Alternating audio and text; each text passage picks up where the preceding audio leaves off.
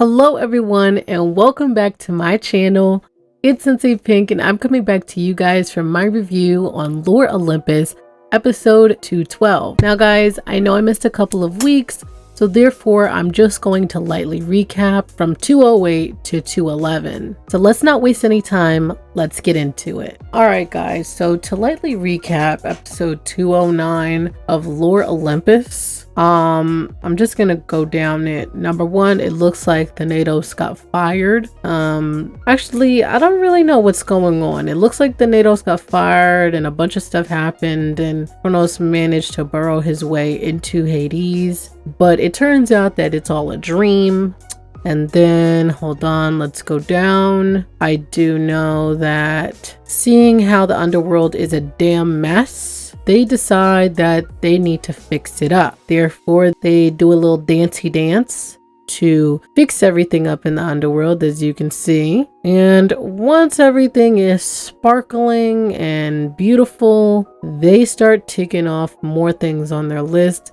And up next is to basically check how Tardis is doing. Moving on to the mortal realm, it seems that Daphne and Artemis basically tell Demeter everything that happened, and essentially, you know, she should be happy that it's finally over. And that's the end. The next episode, basically we follow Demeter taking Cerberus back to the underworld, and obviously, you know, she's going to take the dog back, and she also wants to take her daughter back. And through this whole thing, she's just wondering whether or not Persephone grew out of this phase. We then get a flashback of Demeter heading to Zeus's house to basically figure out whether or not she got whatever vote she needed. And it turns out the two people who voted for Demeter not to be queen of the mortal realm were Zeus and Hades. Demeter goes to confront Hades, and Hades basically tells her that, you know,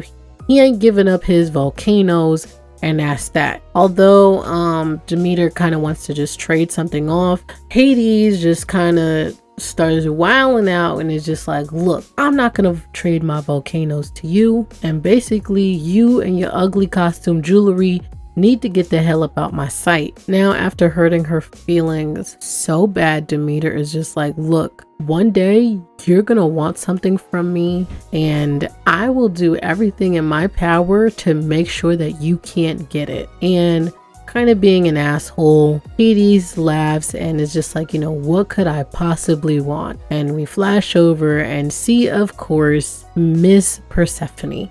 I'm not going to get into the other part, but long story short, we cut over back to Demeter, who is waiting in Hades' house, and the two of them, after coming back from splashing around in the river, come back all giggling, and Demeter greets them and is just like, I'm here. Moving into episode 211, seeing her mom just already inside, Persephone runs over, hugs her, and is just like so happy to see her, and basically tells her everything that they did that day. And Hades is just like dreading the conversation because he did not want to meet Demeter like this, or even yet, because he knew that, you know, this moment that is finally happening, he knew it was eventually going to happen, and he knew that he already made a terrible impression thousands of years ago. Therefore, he's in deep shit. We then find out that Cerberus can actually talk to Hades, and basically is mad that Hades hurt him, but turns out it really wasn't Hades, it was his dad, and they both kind of reconcile. Now cutting back over to Persephone and Demeter. Basically, Demeter's just like, look, it's getting late and it's about time we start heading back. And then Persephone's just like, you don't have no assistant with you, and I'm not coming with you. Then Persephone's just like, Mom, I love you, but I'm not going home. And instantly, and after she says, like, you know, she loves Hades, Demeter is just like, absolutely not. Absolutely not. It's a no.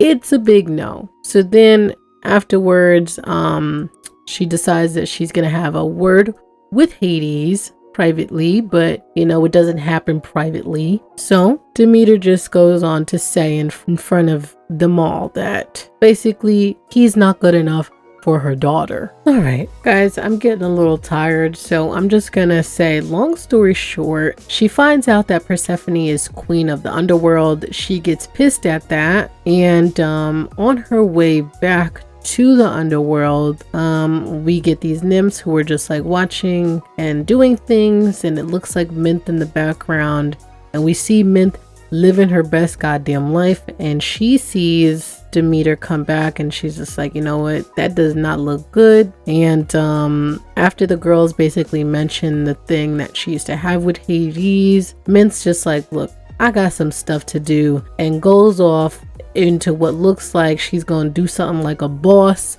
maybe have a little chat with Demeter about what's going on. I don't know. All right, guys, so officially moving on to this week's episode. Finally, I am up to date. Yes, I am up to date for this week. I don't care that I just burped, but this week's episode is called The Goldfish. Basically, we kick this episode off with Minthe in her thoughts, thinking about, you know, her life while she was a plant. Minthe goes back to the beginning of when she was a little girl with her mom, and just goes on to basically say, I only had one photograph with my mom. She wasn't cruel, but she did not like Minthe. And what it seems to be is that she did party though, and she didn't spend time with Minthe. Growing up, Minthe was always pretty scared of the drunk voices and the fact that her mom used to sleep a lot. But since her mom used to sleep a lot, this made her pretty independent, and she used to always do things on her own. The biggest problem between Minthe and her mother is the fact that she always wanted to impress her mother, while her mother desperately didn't want to be a mother. In the end, indifference caused a lot of pain to Minthe, and she still to this day, she doesn't even know where her mom is or what she's up to, or even if she's alive. Moving past her mom, Minthe begins to reflect back on past relationships, but then begins to wonder, you know, if they could actually call it a relationship, because if maybe she did, they would probably laugh at her. She then begins thinking about Hades and, you know, how they were supposed to be indifferent to marriage and all the other things that, you know, I guess came with love. But the moment he got a little bit of a taste of it, he no longer could stay with her, and instead he wanted all of Persephone and everything that she can give to him. In the end, she hated Persephone, she hated Hades, and most of all, she hated herself the most. As Minthe continues to reflect on her past, she then begins to wake up, and she's no longer a plant. Once Minthe finally comes to, she's just like, you did this to me. And although Persephone does try to apologize, Minthe immediately shoots down her apology and is just like, look, you cannot smooth things over for turning me into a plant. And although Persephone does agree with her, Persephone is just like, look, there is a long list of people who are pissed with me right now. I understand you being upset, but in the end, you just gonna have to get over it. There's a bed and some food, and you could take a nap. I am exhausted. After the two of them kind of scream and shout at each other, basically they end up going their separate ways. And as they do go their separate ways, Persephone looks back and does call for her, but one of the nymphs is just like, look, give her some space. As Minthe sort of treads through the forest or wherever it is, she's just basically fuming about Persephone and just like, you know what, this girl, she had a silver spoon in her mouth.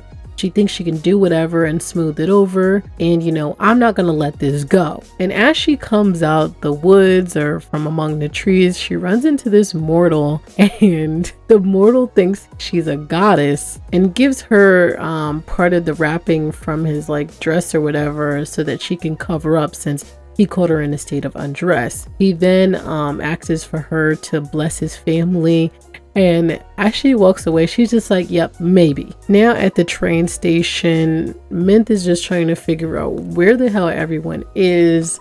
because she wants to get out of town. She then hears a little sniffle in the background and begins asking like if someone's there and wants to know what the deal is with the trains. We then end this episode with Minthe peeking around the corner to see a little girl crying. Alright guys, so this episode had a lot to do with Minthe's backstory that we really needed. I'm not even gonna lie, like we needed to know a little bit about why she is the way she is, and I'm very happy that we got that.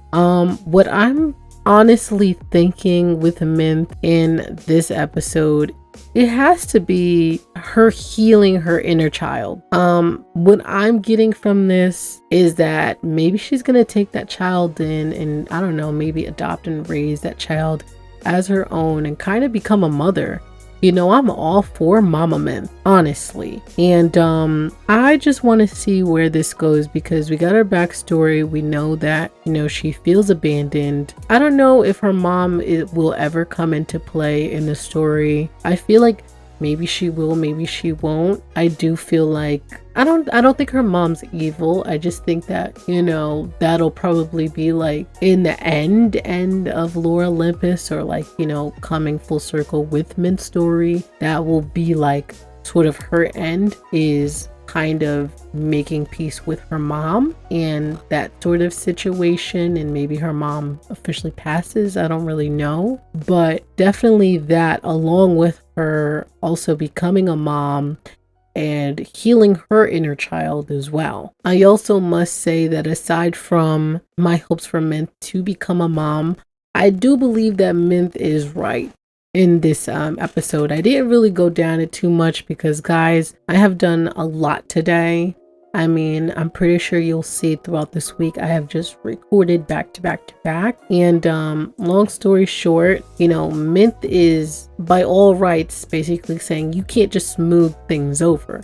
And although, you know, rightfully so, Minthe deserves to be turned into a plant, but, you know, Percy gotta do a little better than that. And I know she does feel sorry, but she got a lot on her plate. So with that being said, let me know, what do you guys think in the comments below? Are you here for Mama Minthe or not? Be sure to go follow me on Instagram, Twitter, and TikTok, and whatever social media site I have. And be sure to hit that like, subscribe, and notification button if you would like to see more of me, Sensei Pink, and I'll see you guys next week.